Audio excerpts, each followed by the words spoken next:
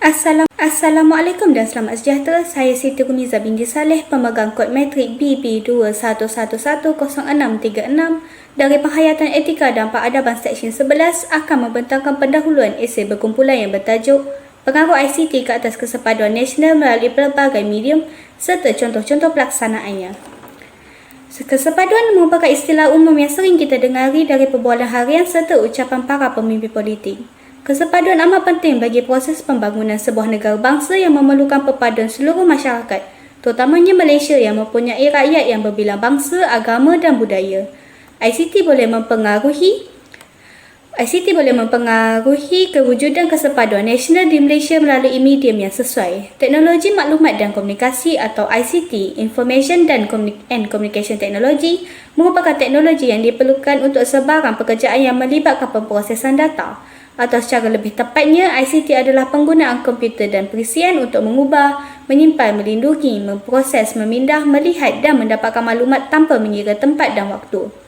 Seperti yang diketahui umum, teknologi disifatkan sebagai satu bentuk pemudah cara yang membolehkan sesuatu pengaliran maklumat berjalan dengan pantas dan mudah untuk didapati oleh semua orang di mana-mana sahaja tanpa mengira waktu. Seterusnya, Kesepaduan nasional menjurus kepada proses penyatu paduan seluruh masyarakat dalam sesebuah negara.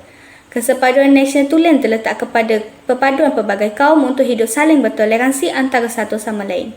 Di sini kita dapat memupuk semangat cinta akan negara untuk mencapai objektif pembentukan negara unggul.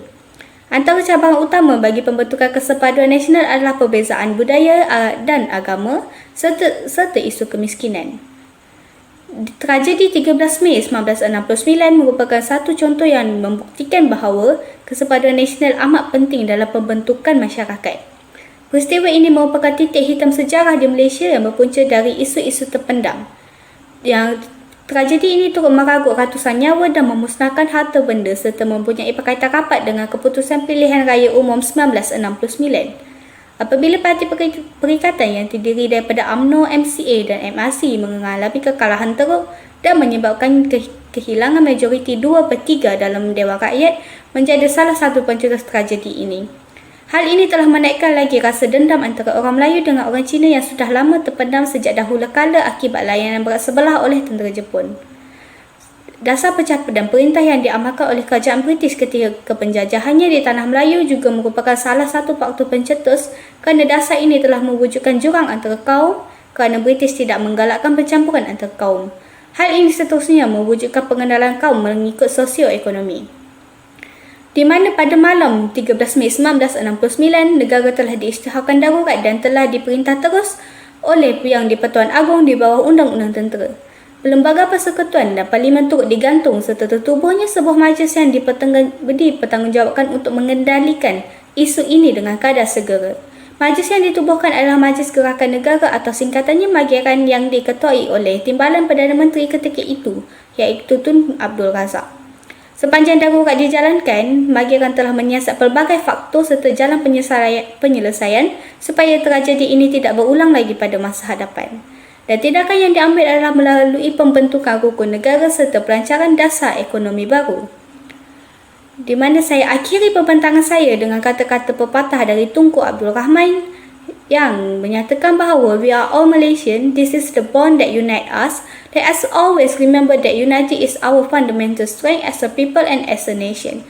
Kesepaduan nasional hanya dapat dicapai jika semua pihak sedar akan tanggungjawab dan peranan mereka untuk membangunkan Malaysia sebagai negara maju. Terima kasih.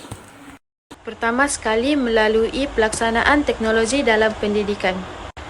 ICT dalam pendidikan digunakan secara meluas terutamanya dalam situasi pandemik COVID-19 yang melanda dunia sekarang. Kewujudan ICT dalam pendidikan membawa pelbagai manfaat. Antaranya ialah menjadi alat bantu mengajar guru-guru di sekolah. Ia membantu proses pembelajaran dan pengajaran lebih menarik dan berkesan. Antara alat bantu mengajar yang boleh digunakan oleh guru-guru ialah Microsoft PowerPoint, Microsoft Word dan banyak lagi. Pencarian maklumat juga menjadi lebih mudah dan lebih menjimatkan masa. Melalui kewujudan ICT dalam pendidikan juga, pelajar dapat belajar dengan lebih mudah, lebih ringkas tetapi padat, sekaligus pelajar berasa kurang bosan dalam proses pembelajaran dan pengajaran. ICT dalam pendidikan juga memberi kemudahan kepada pelajar-pelajar kurang upaya. Pelajar-pelajar kurang upaya boleh belajar melalui video, grafik maupun audio. Untuk pengetahuan anda semua, kewujudan teknologi dalam pendidikan juga boleh mewujudkan kesepaduan nasional. Terdapat pelbagai cara ICT dapat mewujudkan kesepaduan nasional melalui pelaksanaan teknologi dalam pendidikan. Antaranya melalui bahagian teknologi pendidikan. Bahagian teknologi pendidikan ataupun BTP adalah satu bahagian yang menggunakan pelbagai media dan teknologi pendidikan secara terancang. Salah satu peranan bahagian teknologi pendidikan atau BTP ialah menyediakan khidmat kepakaran atau nasihat bagi meningkatkan inovasi dan kreativiti teknologi pendidikan. Oleh itu, BTP sewajarnya juga menyediakan khidmat kepakaran atau nasihat bagi meningkatkan kesepaduan nasional di sekolah melalui teknologi pendidikan. Selain itu, guru-guru juga perlulah bijak dalam memanfaatkan media dan teknologi untuk mewujudkan kesepaduan nasional dalam kalangan pelajar. Ini bukan sahaja dapat membantu guru-guru meningkatkan kefahaman terhadap kesepaduan nasional, tetapi juga dapat membantu pelajar-pelajar untuk sedar betapa pentingnya kesepaduan nasional. Sekiranya ICT, media dan teknologi ini dimanfaatkan dengan berhema dengan betul, maka ICT boleh dijadikan sebagai satu medium perpaduan yang berkesan. Seterusnya, melalui penggunaan media sosial. Media sosial bukan sahaja dapat menjadi platform pelajar untuk mencari maklumat, tetapi juga boleh menjadi alat komunikasi untuk para pelajar. Terdapat pelbagai aplikasi yang tersedia yang boleh digunakan oleh pelajar untuk berkomunikasi dengan pelajar yang lain. Antara aplikasi-aplikasi tersedia yang boleh digunakan oleh pelajar ialah WhatsApp, Instagram, Google Meet, Telegram dan banyak aplikasi-aplikasi yang lain. Melalui aplikasi-aplikasi yang tersedia ini, pelajar boleh melakukan kerja sekolah bersama-sama, boleh melakukan study group dan banyak lagi aktiviti yang boleh dilakukan bersama-sama walaupun secara atas talian. Melalui aktiviti ini, kesepaduan nasional dapat dipupuk dan Terdapat juga contoh-contoh pelaksanaan teknologi dalam pendidikan yang boleh mewujudkan kesepaduan nasional di Malaysia. Contoh pelaksanaan yang pertama ialah guru-guru memberikan kerja kumpulan. Contoh kerja kumpulan ataupun projek berkumpulan ialah membuat video penghayatan lagu negaraku. Melalui kerja berkumpulan ini, pelajar bukan sahaja dapat meningkatkan kreativiti mereka, tetapi juga mereka akan bekerja sama antara satu sama lain. Melalui kerjasama mereka, kesepaduan dapat diwujudkan. Seterusnya, guru-guru menggunakan aplikasi Quizizz ataupun Kahoot untuk memberikan kuis kepada pelajar. Contoh kuis yang boleh diberikan oleh guru-guru ialah kuis-kuis yang berkaitan dengan kesepaduan nasional. Guru-guru juga membantu pelajar kurang upaya dengan menggunakan video, grafik ataupun audio dalam proses pembelajaran dan pengajaran. Jelaslah melalui teknologi dalam pendidikan juga kesepaduan nasional dapat diwujudkan. Tidak dapat dinafikan bahawa ICT mempunyai pengaruh yang besar ke atas kesepaduan nasional, iaitu dapat kita lihat melalui peranan media massa. Sebelum itu, apa itu media massa? Media massa merupakan satu medium yang digunakan untuk menyampaikan maklumat atau mesej-mesej kepada orang ramai. Seperti yang kita telah sedia maklum, kecanggihan teknologi telah memudahkan kita untuk mendapatkan maklumat ataupun berkongsi maklumat. Oleh itu, melalui peranan media massa, maklumat dapat disampaikan dengan lebih berkesan. Melalui media massa, pelbagai siaran program yang mempunyai unsur semangat kekitaan dapat disiarkan, sebagai contoh Hari Keluarga, yang terdiri daripada pelbagai kaum. Melalui program seperti ini, ianya akan dapat mewujudkan nilai keakraban dan sekaligus dapat membendung sikap diskriminasi antara kaum. Seterusnya adalah melalui penyiaran film-film yang mampu mewujudkan semangat patriotik di kalangan masyarakat. Sebagai contoh, film Sarjan Hasan dan juga Ola Bola. Melalui penyiaran film-film seperti ini, masyarakat akan lebih menghayati dan ianya dapat mewujudkan semangat patriotik dalam diri mereka. Dengan adanya semangat patriotik yang tinggi, masyarakat akan lebih cenderung untuk hidup bersatu padu dan sekaligus ianya dapat mewujudkan kesatuan nasional. Selain itu, melalui i-Akhbar. I-Akhbar merupakan satu medium yang digunakan untuk menyampaikan informasi tepat kepada masyarakat. Oleh itu, i-Akhbar boleh digunakan sebagai sumber rujukan oleh masyarakat yang ingin mengetahui maklumat ataupun kejadian-kejadian yang berlaku. Dengan adanya i-Akhbar, perselisihan faham dan juga kekeliruan akibat daripada berita palsu yang cuba memecah belahkan perpaduan kaum dapat dielakkan. Di samping itu, melalui siaran radio, yaitu melalui siaran live DJ yang menggunakan pelbagai bahasa, yaitu bahasa Melayu, bahasa Cina, dan juga bahasa India, serta memainkan lagu-lagu patriotik adalah salah satu langkah yang efektif bagi menarik perhatian masyarakat untuk memahami serta menghayati semangat kekitaan. Kesannya, kesatuan nasional dapat dicapai. Seterusnya adalah melalui siaran iklan-iklan di laman web, di media sosial, dan juga di televisyen. Seperti yang kita telah sedia maklum, iklan merupakan satu medium yang amat berkesan dalam menyampaikan message kepada masyarakat. Sebagai contoh, dapat kita lihat melalui badan yang bukan kerajaan seperti syarikat Petronas yang sering mengeluarkan iklan yang membawa message perpaduan di kalangan rakyat yang berbilang kaum di Malaysia. Melalui iklan seperti ini, rakyat akan lebih menyadari tentang pentingnya kesatuan nasional di negara kita. Kesannya, masyarakat akan mengaplikasikan semangat perpaduan dalam diri mereka, sekaligus kesatuan nasional dapat dicapai. Akhir sekali, melalui siaran berita. Siaran berita boleh digunakan sebagai medium penghubung antara kaum, yaitu melalui paparan program yang mengetengahkan perpaduan.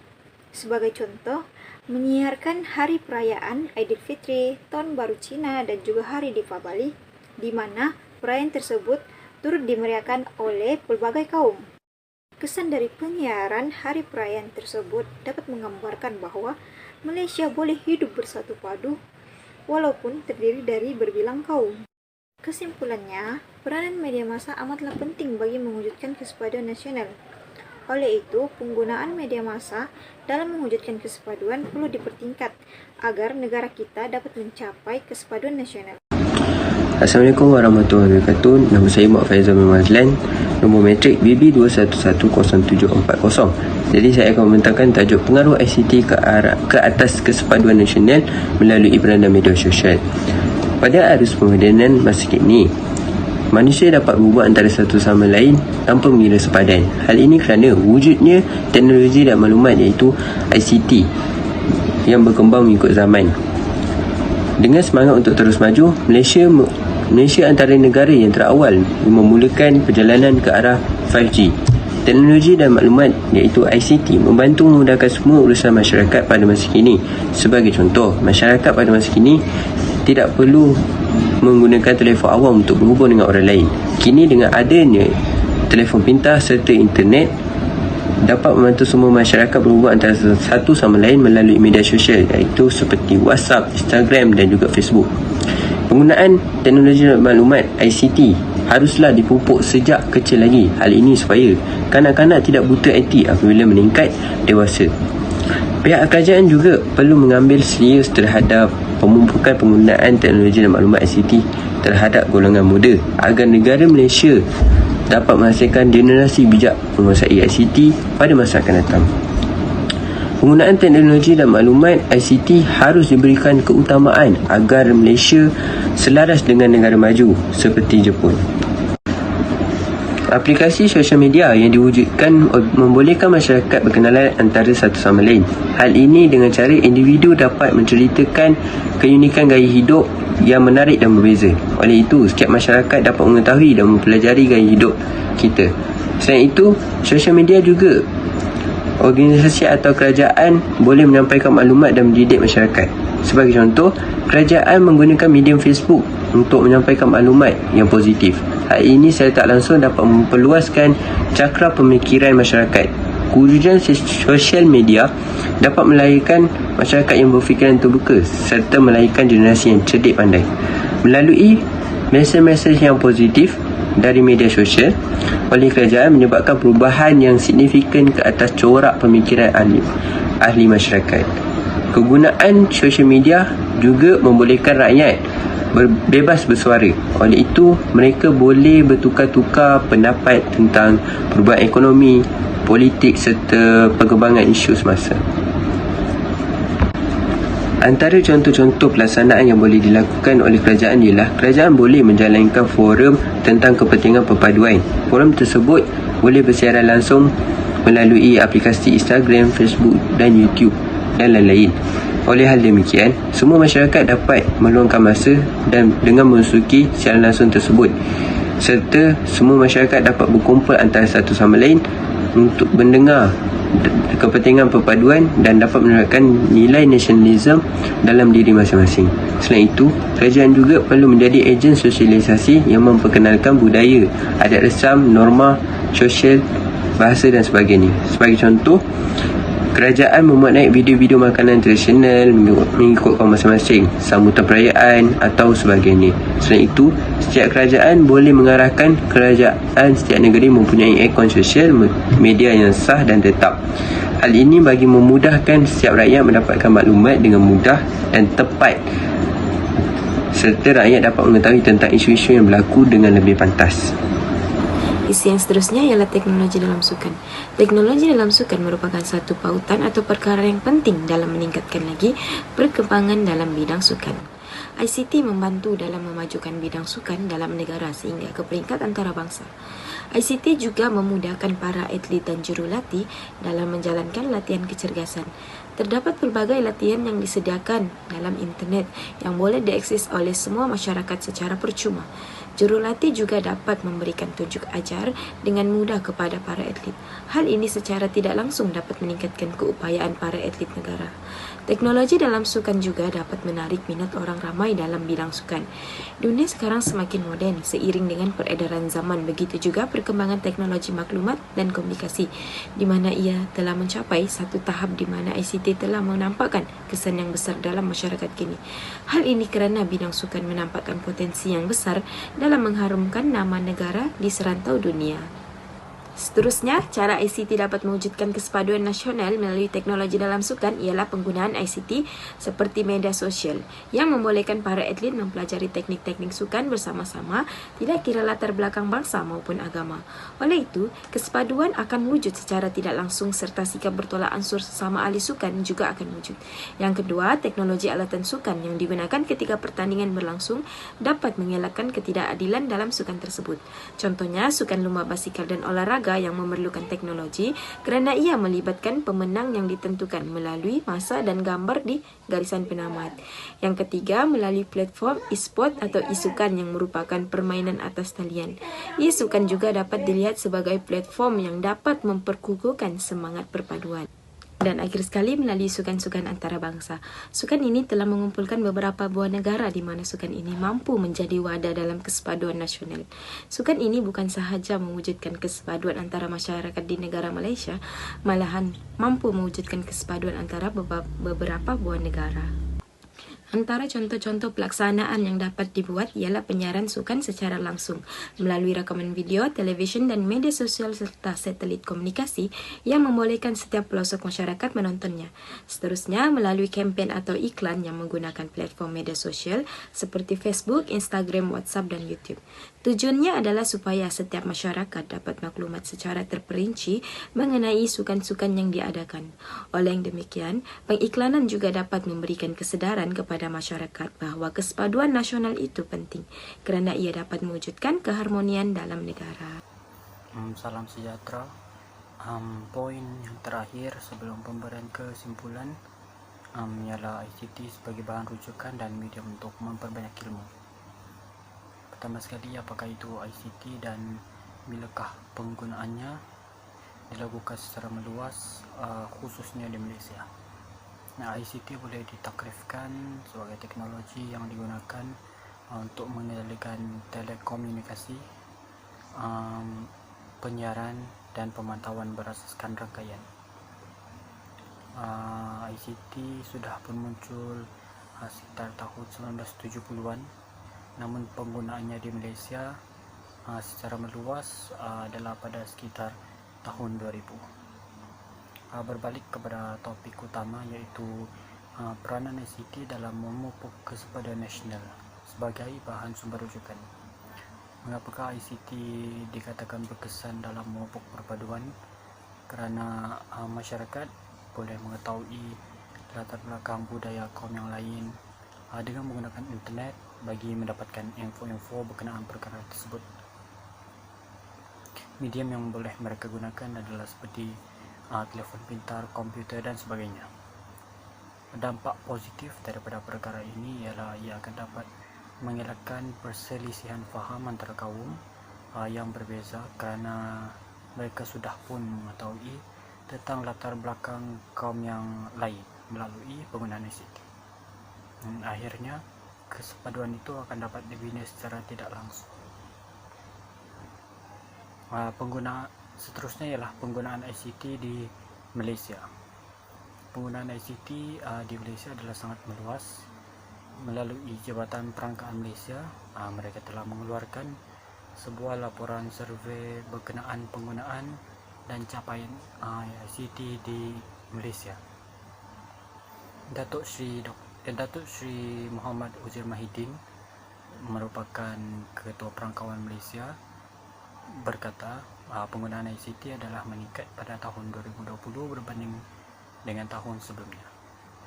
Daripada jumlah rakyat Malaysia yang lebih kurang seramai 30 juta, sebanyak 91.7% pengguna ICT pada tahun 2020 yang telah meningkat daripada 90.1% pada tahun 2019. Kebergantungan penggunaan ICT yang semakin meluas ini dapat membantu masyarakat untuk lebih peka dan boleh berfikir secara aktif serta berkesan bagi mendapatkan info berkenaan kaum lain dan memahami perbezaan yang ada. Ia akan dapat memupuk semangat kekitaan dalam diri tersebut apabila sudah mendapat gambaran secara jelas berkenaan kaum lain dan akan berusaha untuk menghormati mereka. Antara laman web yang boleh menjadi sumber rujukan ialah melalui Wikipedia, Akademia dan Google. Laman-laman web tersebut mengandungi pelbagai informasi yang boleh dijadikan sebagai rujukan dan ilmu baharu kepada individu maupun masyarakat berkenaan dengan jiran, rakan ataupun mereka yang berbangsa serta mempunyai latar belakang kaum yang berbeza daripada individu tersebut. Kesimpulannya, ICT boleh menjadi sebagai medium yang akan dapat memupuk kesepaduan antara kaum, agama dan budaya yang berbeza di Malaysia melalui peranannya sebagai bahan rujukan dan medan ilmu. Hanya menggunakan ICT, kita akan berhasil mendapat informasi berkenaan masyarakat lain yang pada akhirnya akan memupuk sifat toleransi dalam diri kita untuk memahami serta mengambil peduli tentang budaya mereka. Sekian, terima kasih. Secara kesimpulannya, ICT merupakan realiti kehidupan masyarakat pada masa kini. Berbagai teknologi telah digunakan oleh masyarakat pada masa kini dalam kehidupan mereka. Teknologi penciptaan berubah dari masa ke semasa mengikut peredaran zaman. Kini dengan kemunculan pelbagai teknologi inovatif, teknologi terus muncul dan manusia terus mencipta, menghasilkan tahap pembangunan yang luar biasa berbanding dengan teknologi yang sebelumnya. Oleh itu, ICT mampu digerakkan untuk menjadi ejen kebaikan yang terbaik khususnya terhadap kesepaduan nasional. Ini kerana ICT mampu membantu masyarakat untuk mewujudkan keamanan dan keharmonian melalui pelbagai saluran seperti media sosial, media massa, sukan, dan sebagainya. Dalam masa yang sama, hubungan komunikasi juga dapat ditingkatkan antara satu sama lain. Walau bagaimanapun, ICT sering disalahgunakan untuk kepentingan pribadi, organisasi, dan politik di seluruh dunia. Penyalahgunaan teknologi ini menunjukkan sebilangan kecil orang tidak dapat mengawal tingkah laku mereka apabila menggunakan teknologi